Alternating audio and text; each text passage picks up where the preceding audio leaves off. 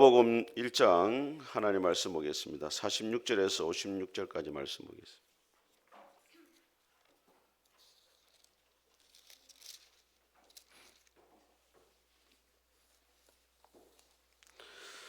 누가복음 1장 46절에서 56절까지 말씀 한 절씩 교도하겠습니다. 제가 먼저 봉독하겠습니다. 마리아가 이르되 내 영혼이 주를 찬양하며 그의 여종의 비천함을 돌보셨음이라. 보라 이제 후로는 만세에 나를 복이 있다 일컬으리로다.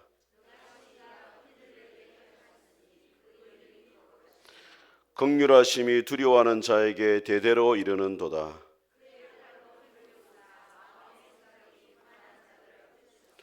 권세 있는 자를 그 위에서 내리치셨으며 비천한 자를 높이셨고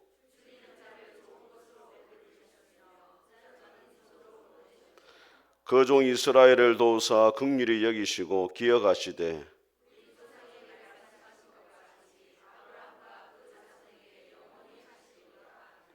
같이 읽겠습니다. 마리아가 석 달쯤 함께 있다가 집으로 돌아가니라.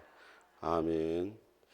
오늘 이 본문의 말씀을 가지고 받은 은혜를 노래하라 이런 제목으로 하나님 말씀을 선포하겠습니다. 우리 앞뒤자 인사하겠습니다. 잘 오셨습니다. 은혜 받으시기 바랍니다. 한 주간 평안하셨습니까? 오늘도 하나님 우리 아버지와 주 예수 그리스도로부터 은혜와 평강의 복이 여러분 가운데 함께 할 수 있기를 주님의 이름으로 축복합니다. 크리스마스가 되면 가장 먼저 생각나는 것이 길거리에 울려 퍼지는 캐롤송입니다. 이 캐롤이라는 말은 원래는 이 원행을 그리며 춤을 추고 노래하다 이런 의미인데 축제의 음악을 상징하는 것이었는데 이후에 이제 크리스마스에 축하하는 노래로 자리를 잡게 되어집니다. 누가복음 2장에 보게 되어지면은 예수님이 탄생하실 때 목자들이 양을 지키고 있는데 갑자기 천사들이 내려와 가지고 하나님을 찬양합니다. 지극히 높은 곳에서는 하나님께 영광이요 땅에서는 기뻐하심을 입은 사람들 중에 평화로다. 예수님의 오심이 하나님께는 큰 영광이 되어지고 하나님을 기뻐하는 사람들에게는 하나님의 평화가 주어진다는 거예요. 그런데 그 천사들의 찬양 있기 전에 오늘 본문의 말씀에 보니까 주님의 은혜를 노래한 한 여인의 고백이 나오는데 바로 마리아의 노래입니다. 이것을 라틴어로 마그니피카트라 하는데 찬양하다 그런 뜻인데 교회에서 기도송으로 또 노래로 아주 많이 사용되어졌던 노래가 되어집니다. 오늘 이 본문의 말씀을 통해 가지고 우리가 어떻게 하면 하나님을 찬양하며 노래하며 살아갈 수 있는지 하나님의 음성을 듣도록 하겠습니다. 첫 번째로 찬양할 수 없는 순간에도 하나님을 찬양하라 하십니다. 우리 46절과 47절을 같이 한번 읽어보겠습니다. 시작. 마리아가 이르되 내 영혼이 주를 찬양하며 내 마음이 하나님 내 구주를 기뻐하였으며. 자, 이 찬양하다라는 말은 원래 뜻이 뭐냐면 크게 하다 이런 뜻이 있고 높이다 이런 뜻이 있고 동시에 무슨 뜻이냐면 인정하다 칭찬하다 이런 뜻이 있어요. 그러니까 하나님이 크고 위대하신 분임을 인정하고 그 하나님을 높이는 것, 그게 뭐냐면 찬양이라는 겁니다. 우리의 삶 가운데 하나님이 때로는 이해할 수 없는 행편으로 인도하시지만은 그 순간에도 하나님은 크고 위대하십니다라고 하나님을 인정하는 것. 다르게 말하면 하나님은 언제나 옳습니다라고 고백하는 것입니다. 한번 따라해 보겠습니다. 하나님은 언제나 옳습니다.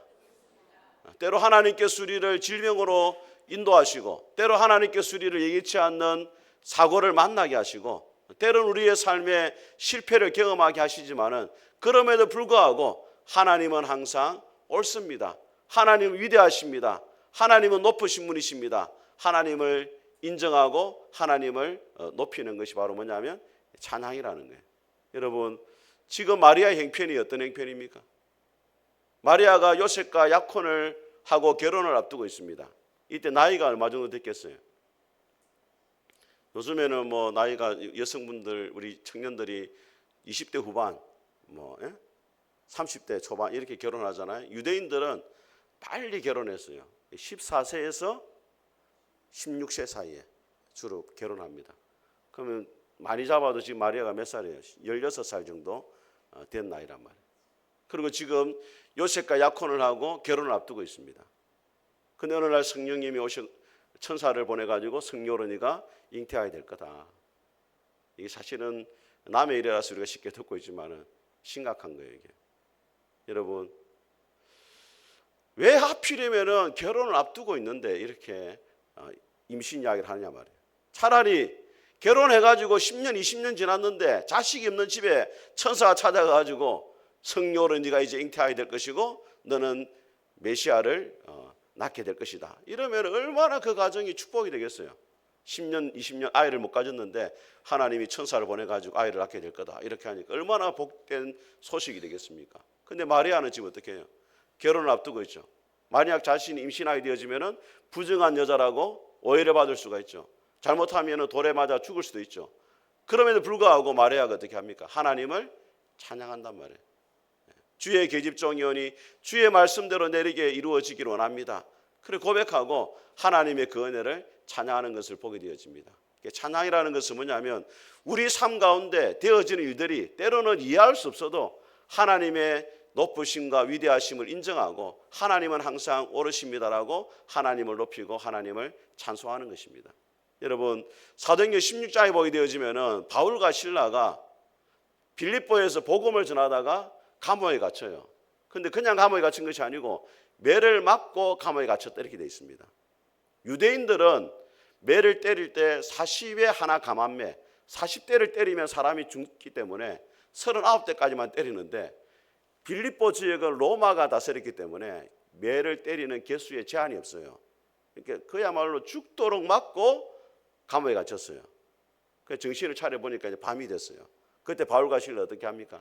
성경에 말하기를 바울과 실라가 기도하고 찬송하며 제수들이 듣더라 이렇게 돼 있어요. 상황을 보면 가장 악한 상황입니다.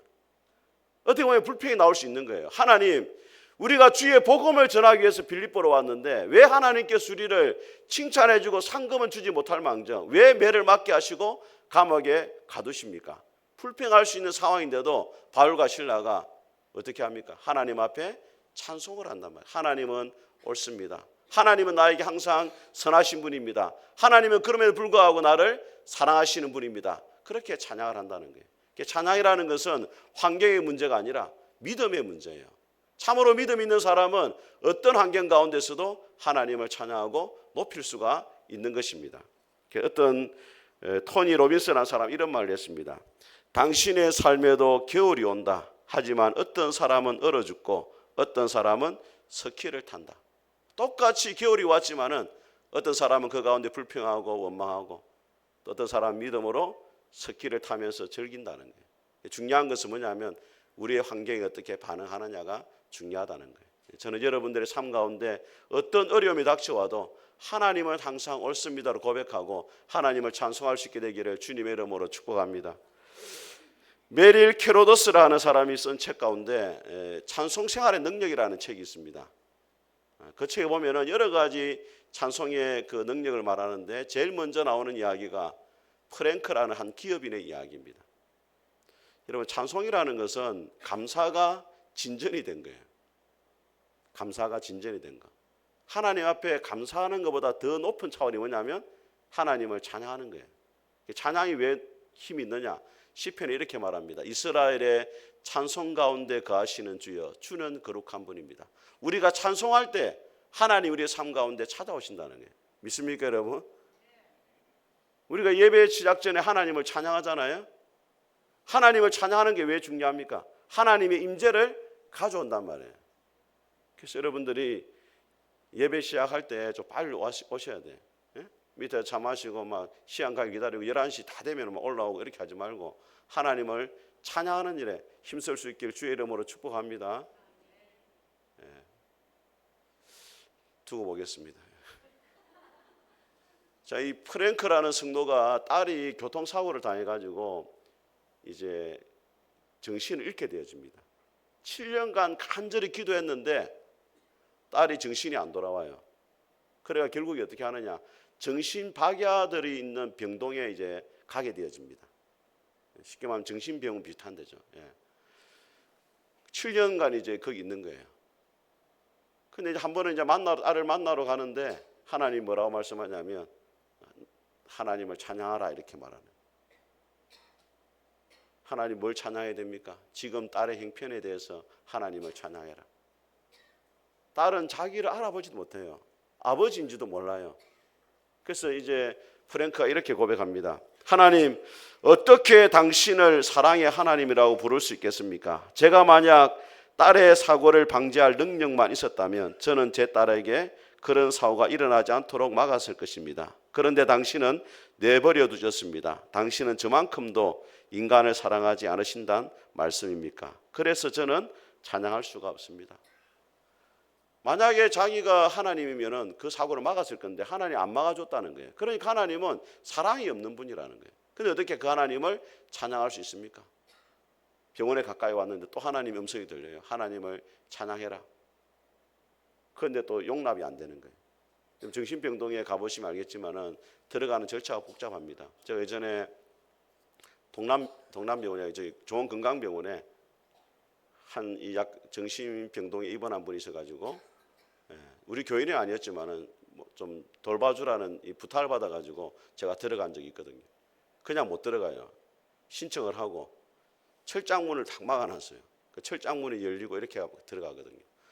그 철장문이 열리는 순간에 또 하나님이 음성이 들렸어요. 하나님을 찬양하라. 그러니까 이 프랭크가 이렇게 고백합니다. 좋습니다, 하나님. 제 딸이 지금 처해 있는 형편에 대해서 당신을 찬양드립니다. 당신이 저보다 제 딸을 더 사랑하고 계신 것을 믿습니다. 이렇게 찬양을 했어요. 그런데 갑자기 저기서 딸이 오는데 아빠 보고 싶어요 하고 이렇게 소리를 치며 오는 거예요. 한 번도 아빠를 알아보지 못했는데 하나님을 찬양하는 그 순간에 딸이 아빠를 알아보게 되고 의식이 돌아오게 된 겁니다. 그래서 프랭크가 이렇게 고백합니다. 아무리 절망적이라 하더라도 하나님께서 우리가 그분을 찬양하기를 원하십니다. 시편 37편에 말씀합니다. 여호와를 기뻐하라. 그리하면 그가 네 마음의 소원을 이루어 주실 것이다. 제가 현대인의 성경으로 보니까 뭐라 되어 있냐면 현대어 성경에 여호와라는 이름만 들어도 기뻐하라. 그리하면 하나님이 네 기도를 들어주실 것이다. 하나님이 어떤 사람에게 복을 주시느냐? 하나님을 기뻐하는 사람, 하나님을 찬양하는 사람, 어떤 환경 가운데서도 하나님을 신뢰하는 사람, 그 사람에게 하나님이 복을 주신다는 거예요. 사랑하는 성도 여러분, 우리가 하나님을 믿는다는 것은 하나님이 다 이해되기 때문에 믿는 것이 아닙니다. 이해가 되지 않아도 하나님을 신뢰하는 것이 참으로 하나님을 믿는 것입니다. 저는 여러분의 삶 가운데 때로는 하나님을 이해할 수 없는 순간이 온다 할지라도 오늘 마리아와 같이 하나님을 찬송할 수 있게 되기를 주님의 이름으로 축복합니다. 두 번째로 하나님께서 하신 일을 찬양을 하십니다. 우리 48절을 같이 한번 읽어보겠습니다. 시작. 그의 여종의 비천함을 돌보셨습니다. 보라, 이제후로는 만세의 날을 복이 있다 일컬으리로다. 자, 마리아가 첫 번째로 하나님을 노래하는 것이 비천한 여인을 하나님이 돌보셨다는 거예요. 자, 여러분, 비천하다는 말은 무슨 뜻이냐면 원문에 보니까 가난하고 낮은 지위에 있다 이 말이에요. 그러니까 아무도 돌보지 않는 위치에 있는 것을 이야기하는 겁니다. 그런데 그 비천한 자를 돌보셨다라는 말은 뭐냐면 관심을 가지고 사랑으로 지켜본다, 돌본다 이런 말이에요. 아주 관심을 가지고 지켜보고 돌보는 것을 말하는 겁니다. 여러분, 요즘 젊은 애들이 쓰는 말 가운데 관종이라는 말이죠. 관종. 관종이란 말 아십니까, 여러분? 네. 관심 받는 종자를 말해요. SNS 이런 데다가 막 명품백 올려놓고 좋은 데 간 사진 찍어놓고 좋아요 이런 거 받고 싶어가지고 막 이렇게 사람들에게 관심을 끌고 싶어하는 사람을 뭐라 말한다고요? 관심 종자, 관종이라 말한다. 그런데 사람들은 누구에게 관심을 가지느냐? 권세 있는 사람에 관심을 가집니다. 힘이 있는 사람에 관심을 가져요. 돈이 많은 사람에 관심을 가지고 인기 있는 사람에게 관심을 가집니다. 그런데 오늘 마리아는 어떤 사람이냐? 비천한 자라는 거예요. 낮은 지위에 있고 가난하고 아무도 주목하지 않는 자인데 하나님이 그에게 관심을 보여주셨단 말이에요. 그러니까 어떻게 되어졌느냐?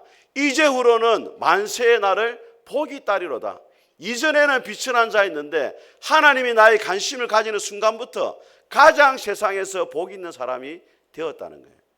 여러분, 이스라엘 백성들이 하나님의 관심을 받기 전에는 430년 동안 비천하게 노예 생활했습니다. 그런데 하나님이 관심을 가지시니까 이스라엘 백성들이 세계 모든 민족 위에 뛰어난 민족이 됩니다.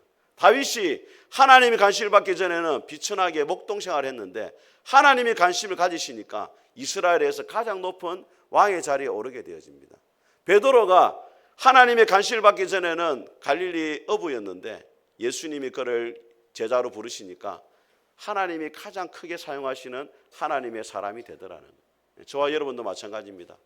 하나님의 관심을 받기 전에는 다 죄인들이었고 하나님의 심판의 대상이었는데 하나님 우리에게 관심을 가해주시니까 어떻게 되어졌느냐? 하나님의 자녀가 되어졌고 천국을 상속하는 상속자가 된 줄 믿습니다. 그래서 신명기는 말씀합니다. 이스라엘이여 너는 행복한 자로다. 여호와의 구원을 너같이 얻은 백성이 누구냐? 이 세상에 가장 행복한 사람들이 바로 저와 여러분들이 믿습니다. 표정은 뭐 별로 신통치 않게 하면서 아멘, 입만 아멘. 잘못하면 수다장이 되는 거예요. 혀로만 신앙생활하죠. 저는 여러분들이 이 세상에서 가장 행복한 분들인 줄 믿습니다. 여러분 신안에 전라도 신안에 가면은 정도라는 섬이 있습니다. 제가 이전에 여름 휴가 때 한번 가본 적이 있습니다. 왜 갔느냐 하면 거기에는 정도 이 신안군 전체를 복음화한 한 여자가 있습니다. 누구냐? 문중경 전도사님이에요. 그분의 기념감이 있고 있기 때문에 애들 데리고 이전에 한번 가봤어요. 그 재미있는 거는 이 신안군 이 다리를 쭉 건너가면은 개가 개 모양의 이제 그 조형물을 만드는 개 다리 아시죠? 개 다리에다가 뭐가 딱 걸려 있냐면 담배가 걸려 있어요. 여기는 담배를 못 피운다는 거예요. 왜냐하면 섬 전체가 그 예수 믿는 마을이기 때문에. 그런데 이 문중경 전사님 17살 때 시집을 왔는데 시집 오자마자 남편이 집을 나갑니다. 다른 여자하고 이미 살고 있었어요. 20년 넘게 시부모님을 이렇게 딱 모시다가 결국에 이제 목포로 나오게 되어지는데 목포에 나와서 복음을 듣게 되어집니다. 예수님을 믿게 되어져요. 너무 마음에 감격이 있어가지고 내가 이 복음을 다른 사람에 전해야 되겠다. 그래가지고 신학교를 들어가요. 그때 나이가 몇 살이었냐면 40살이었습니다. 그리고 방학이 되면은 이제 신안군에 와가지고 복음을 전하는 거예요. 근데 그 당시에는 이제 TV도 없고 라디오도 없기 때문에 노래를 잘하면 사람들이 몰려오는 거예요. 노래를. 그러니까 무슨 노래를 부르느냐? 허사가라는 노래가 있습니다. 그 노래를 제가 한번 불러드리겠습니다, 여러분. 세상 만사 살피니 참 헛되구나. 가사 잘 기억이 안 나네. 세상 만사 살피니 참 헛되구나. 부귀공명 장수는 무엇하리요? 고대강실 높은지 문전옥답도 우리 한번 죽으면 일장의 충모. 홍한소년 미인들아 자랑치 말고 영웅혹을 열사들아 뽐내지 마라. 유수 같은 세월은 늘 재촉하고 저정막한 공동묘지 늘 기다린다. 뭐 이런 노래가 있어요. 박수는 치지 마시고. 제가 압니다. 박수 칠 만한 노래는 아니에요, 여러분. 그러니까 이제 이 세상이 헛되다. 이걸 이제 막 노래하면 사람들이 몰려오면 이제 복음을 전하는 거예요. 근데 얼마나 열심히 했냐면 그 당시 이성복 목사님이 성결교의 부흥사님이 이제 문중경 전사님에 대해서 말하면서 1년에 고무신이 9클레가 달았다는 거예요. 섬 전체를 다니니까 복음을 전하니까 신학교 다니면 6년 동안 3개의 교회를 개척하고 나중에 이 신안군의 섬이 몇 개냐면 1004개가 1004개의 섬 가운데 100개의 교회가 세워져요. 문중경 전사님 때문에. 그분의 제자가 누구냐면 CCC 총재인 김중곤 목사님, 성결교 총회장인 이만신 목사님, 한신의 그 치유사역자로 유명한 정태기 교수님, 제자들이 엄청나게 많이 나왔어요. 그리고 나중에 공산당이 쳐들어 내려와가지고 이 문중경 전사님을 죽창으로 죽입니다. 뭐라고 죽이냐면 새끼를 많이 낳는 씨암탉이라 해가지고 예수님을 많이 믿게 하니까 이게 바로 공산주의의 적이 된다 해가지고 순교를 하게 되어집니다. 여러분 문중경이라는 한 여인이 참 비천한 상태에 있었지만은 하나님이 그를 주목하시고 돌아보니까 하나님 앞에 귀하게 쓰임을 받게 되더라는 거예요. 중요한 것은 뭐냐? 우리 형편이 중요한 게 아닙니다. 우리가 사람들에게 얼마나 주목받느냐가 중요한 것이 아니고 하나님이 우리를 주목하실 만한 사람이 되느냐, 그것이 중요한 것입니다. 저는 우리 푸른숲교회 모든 성도들이 하나님이 주목하실 만한 성도들이 될 수 있기를 주님의 이름으로 축복합니다. 세 번째로 하나님이 긍휼하심에 대해서 찬양해야 됩니다. 우리 49절과 50절을 같이 한번 읽어보겠습니다. 시작. 능하신 이가 큰 일을 내게 행하셨으니 그 이름이 거룩하시며 긍휼하심이 두려워하는 자에게 대대로 이르는도다. 자, 하나님이 마리아에게 큰 일을 행하셨다. 큰 일이라는 것이 무엇입니까, 여러분? 온 세상을 제 가운데 구원할 메시아를 이 땅에 보내시는데 그 통로를 누구로 사용하시느냐? 마리아를 사용했다는 거예요.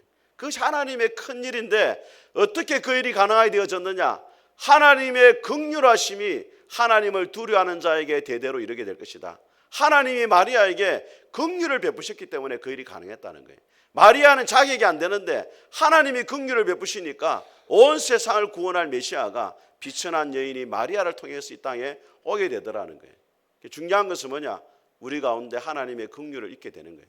하나님의 긍휼을 입는 자가 되어야 됩니다. 근데 하나님의 긍휼을 입는 자는 아무것도 하면 안 되느냐? 오늘 뭐라고 되어 있냐면 하나님의 긍휼하심이 두려워하는 자에게, 하나님을 두려워하는 자에게 임한다는 거예요. 여러분, 우리가 하나님을 믿는다고 말할 때 가장 중요한 것 가운데 하나 뭐냐면 하나님을 두려워하는 마음이 있는 거예요. 오늘날 성도들은 하나님을 사랑의 하나님이라고 생각하기 때문에 하나님 앞에 아무렇게나 죄를 짓고 아무렇게나 살아가고 또 돌아와서는 회개하고 이렇게 하는데 그건 진짜 하나님 믿는 게 아니에요. 참으로 하나님 믿는 사람 마음에는 뭐가 있어야 되느냐? 하나님을 두려워하는 마음이 있어야 돼요. 여러분, 요한계시록 15장에 보니까 어떤 말씀이 있냐면 하나님의 심판이 막 쏟아지니까 사람들이 하나님을 두려워하고 하나님을 경배하더라, 이런 말씀이 있어요. 진짜 하나님을 예배할 수 있는 사람은 누구냐? 하나님을 두려워하는 마음이 있는 사람이 진짜 하나님을 예배할 수 있는 거예요. 여러분이 오늘 이 자리에 나와 있지만은 정말로 하나님을 향해 마음을 다해 찬송하고 기도하고 하나님 말씀에 반응하기 위해서는 어떤 마음이 기본 있어야 되느냐? 하나님을 두려워하는 마음이 있어야 돼요. 찬양을 할 때도 하나님을 두려워함으로 하나님 앞에 이 찬양이 올려진다는 그 마음을 가지고 뜨겁게 하나님을 찬송해야 돼요. 예? 우리 성도들이 막 찬양할 때 보면 이렇게 말합니다. 예? 하나님을 바라보지 않아요. 어떻게 하냐면 갈 길을 밝히고 옆에 왔나 누가 왔나 하나님을 찬양하는데 옆에 봤다가 이리 봤다가 저리 봤다가 그건 무슨 마음이 없냐? 하나님을 두려워하는 마음이 없는 거예요. 여러분, 찬양의 그 단어 하나하나에 여러분의 마음을 담아가지고 하나님을 노래해야 돼요. 하나님이 다 아신단 말이에요.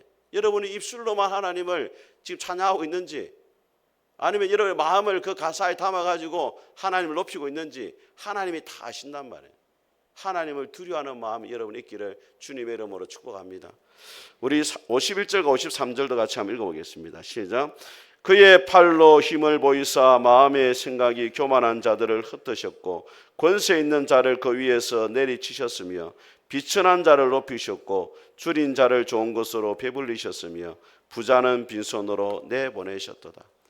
자, 여러분, 하나님이 가장 싫어하는 사람이 누구냐면 교만한 사람이에요. 하나님은 교만한 자, 권세가 있어도 교만한 자는 내린다는 거예요. 하지만 겸손한 자는 가난해도 하나님이 돌보시고 먹여주신다는 거예요. 이 모든 일들을 누가 하시느냐? 하나님의 손에 있어요. 이 세상 일어나는 일들이. 그런데 하나님은 누구에게 은혜를 베풀고 긍휼을 베푸느냐? 겸손한 자에게 은혜를 베풀고 긍휼을 베푼다는 거예요. 그래서 베드로전서 4장은 말씀합니다. 하나님은 교만한 자를 대적하시고 겸손한 자에게 은혜를 베푸시나니 그러므로 하나님의 능하신 손 아래서 겸손하라. 때가 되면 너희를 높이시리라. 여러분, 하나님 앞에 겸손한 사람이 누굽니까? 누가 하나님 앞에 겸손한 사람이에요? 아이고, 목사님, 저는 할 수 없습니다. 그 겸손한 사람 아닙니다. 진짜 겸손한 사람은 누구냐면 하나님, 나는 하나님 은혜 없이는 살아갈 수 없습니다라고 하나님 앞에 기도하는 사람이 겸손한 사람이에요. 오늘날 왜 성도들이 기도의 자리에 오지 않습니까? 하나님 없이도 나는 살 수 있다는 거예요. 하나님의 은혜가 없이도, 하나님의 도움이 없이도 내가 할 수 있다라고 생각하기 때문에 하나님 앞에 기도 안 하죠. 진짜 내가 아무것도 할 수 없다라고 깨달아지면은 하나님 앞에 기도할 수밖에 없는 거예요. 스펄전 목사 이런 말을 했습니다. 기도하지 않고도 잘 된다면 잘 되는 그것 때문에 당신은 곧 망하게 될 것이다, 이렇게 했어요. 기도하지 않고도 잘 되는 것은 하나님 앞에 저주라는 거예요, 여러분. 왜? 참으로 하나님의 은혜라는 것은 겸손하고 기도하는 자에게 부어지기 때문에. 저는 우리 푸른숲교회 모든 성도들이 하나님 앞에 좀 더 겸손해질 수 있기를 주님의 이름으로 축복합니다. 여러분, 뿔이라는 소설에서 알렉스라는 사람이 항상 자기 그 서재에다가 높은 담 위에다가 거북이 형상을 이렇게 딱 갖다 놨다는 거예요. 왜 그렇게 갖다 놨냐 물어보면은 내가 뿔이라는 책을 쓰고 항상 교만해진다는 거예요. 내가 어떻게 영감을 가지고 이런 책을 쓸 수 있는가? 교만해지기 때문에 저 담 위에 올려져 있는 거북이를 보면서 거북이가 담까지 올라갈 수는 없다나요. 누군가는 저 위에 올려놨을 것이라는 거예요. 그래서 저 거북이를 보면서 내가 아무리 잘하고 능력이 있어도 그건 내가 한 것이 아니고 하나님이 나에게 영감을 주시고 도움을 주셨기 때문에 내가 그 일을 할 수 있었다라고 깨닫도록 하기 위해서 저 거북이를 내가 항상 보고 있습니다. 그렇게 이야기했다는 거예요. 사랑하는 성도 여러분, 오늘 마리아는 찬양할 수 없는 순간에도 하나님을 찬양했습니다. 비천한 자기를 돌아봐 주신 하나님의 은혜에 대해서 감격하며 찬양했습니다. 여러분, 여러분에게는 하나님 은혜에 대한 감격이 있습니까? 하나님의 은혜에 대한 감격이 여러분 안에 식어져 가고 있지는 않습니까? 하나님 앞에 감사하기보다는 하나님 앞에 불평하고 원망하고 있지는 않습니까? 저는 푸른숲교회 모든 성도들이 성탄절을 맞아서 하나님께서 여러분에 베푸신 은혜를 다시 한번 되새겨보면서 하나님 앞에 찬송할 수 있게 되기를 주님의 이름으로 축복합니다.